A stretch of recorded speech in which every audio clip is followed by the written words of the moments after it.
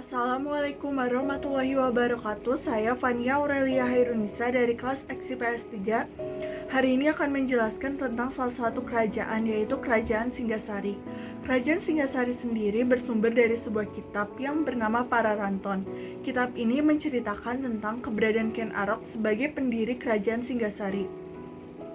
Akan tetapi, asal-usul Ken Arok sendiri tidak jelas. Menurut kitab Pararanton, Ken Arok adalah anak dari seorang wanita tani dari desa Pangkur yang berada di sebelah timur Gunung Kawi.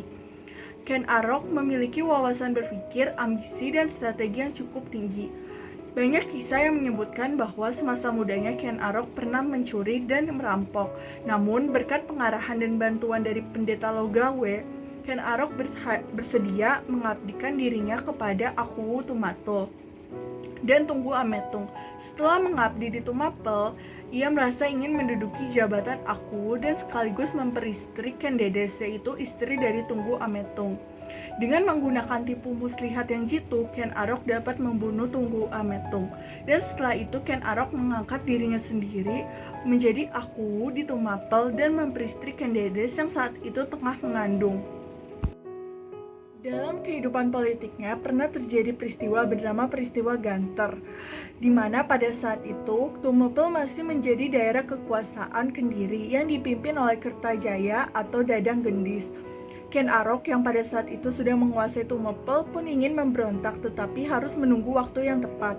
Pada tahun 1222 datanglah para pendeta dari kerajaan Kendiri untuk meminta perlindungan kepada Ken Arok karena tindakan sewenang-wenang dari Raja Kertajaya. Ken Arok pun menerimanya dengan senang hati, kemudian memberontak di Kendiri yang berada di daerah Ganter. Pada akhirnya, Kendiri pun dapat dibinasakan. Selanjutnya, Ken Arok dinobatkan menjadi seorang raja. Seluruh wilayah bekas kerajaan Kendiri pun disatukan dengan Tumapel, yang kemudian disebut dengan Kerajaan Singgasari.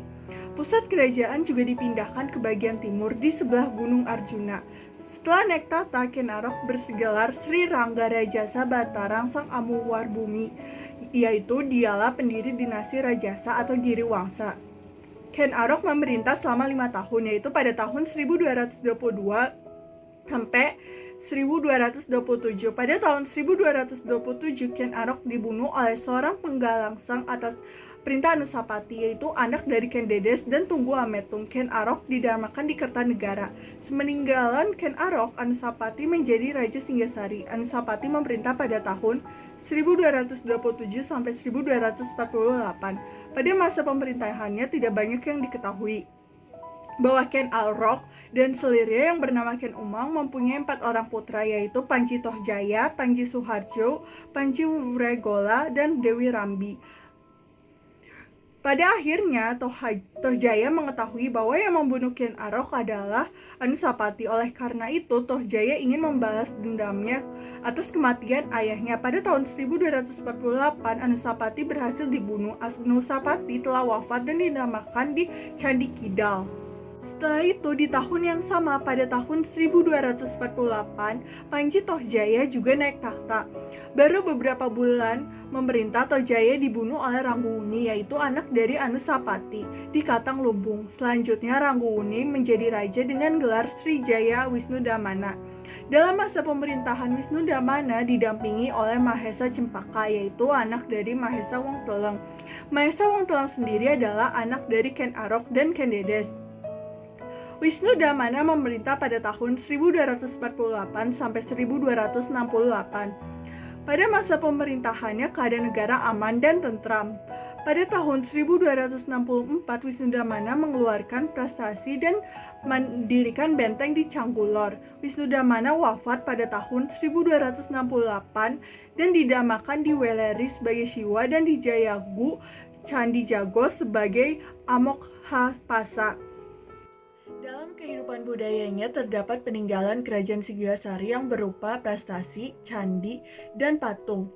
Candi peninggalan kerajaan Singgasari antara lain Candi Cago, Candi Kidal, dan Candi Singgasari.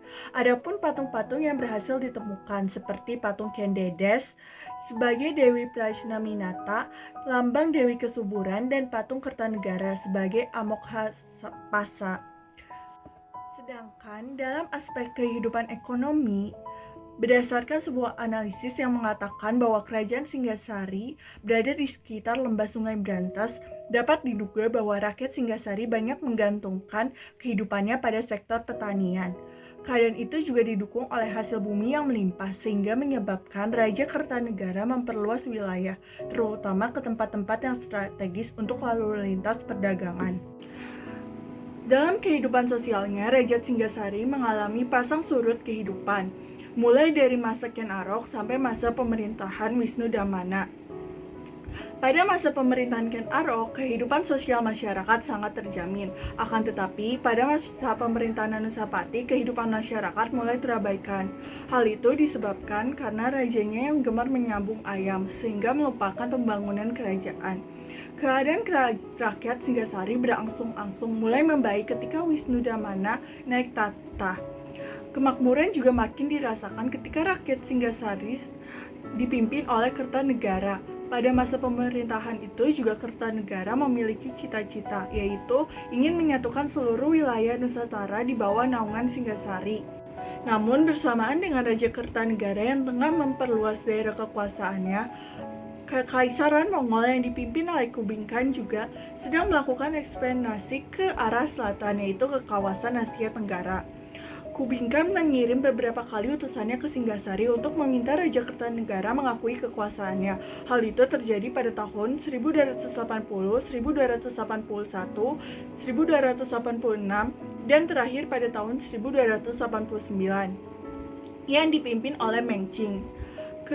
Kertanegara merasa kesal sehingga utusannya itu dianiaya hingga cacat dan menyuruhnya pulang ke daerah asalnya. Saat mereka pulang, mereka menceritakan semuanya kepada Kubilai. Akibatnya Kubilai pun merasa marah. Kubilai menyiapkan pasukannya untuk menghukum Kertanegara. Akan tetapi ketika pasukannya itu tiba di Jawa pada tahun 1293, Raja Kertanegara saat itu telah mangkat. Hal tersebut juga menjadi salah satu penyebab kemunduran kerajaan Singgasari. Ditambah lagi ada seorang raja kecil di Kediri bernama Jayakatwang yang awalnya selalu tunduk dan taat kepada Raja Kertanegara. Akan tetapi Jayakatwang telah dihasut oleh patihnya untuk membalaskan kematian buyutnya, yaitu Kertajaya yang dibunuh oleh buyut Kertanegara, yaitu Ken Arok.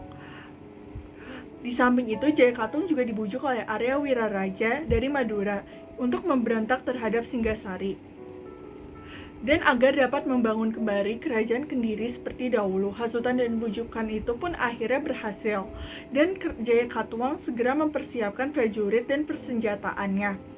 Lalu saat yang tepat untuk melakukan Singgasari pun telah tiba. Pada saat itu sebagian besar prajurit Singgasari dikirim ke Jawa, sehingga pertahanan di istana pun melemah. Selain itu, Kertanegara juga tengah berkonflik dengan Kubilai. Oleh karena itu, tepatlah saatnya untuk menyerbu Singgasari. Kerajaan Singgasari diserbu dari dua jurusan, yaitu utara dan selatan, sehingga tidak mampu menanggulanginya. Akhirnya seluruh prajurit dan Kertanegara gugur dalam pertempuran itu. Kertanegara setelah gugur didamarkan sebagai Siwa Buddha di Candi Jawi di Sagala. Kertanegara bersama permaisurinya diwujudkan sebagai Wailocana Lokacana, dan di Candi Singgasari dilukiskan sebagai Bhairawa atau Barakala. Sekian penjelasan tentang kerajaan Singgasari dari saya. Wassalamualaikum warahmatullahi wabarakatuh.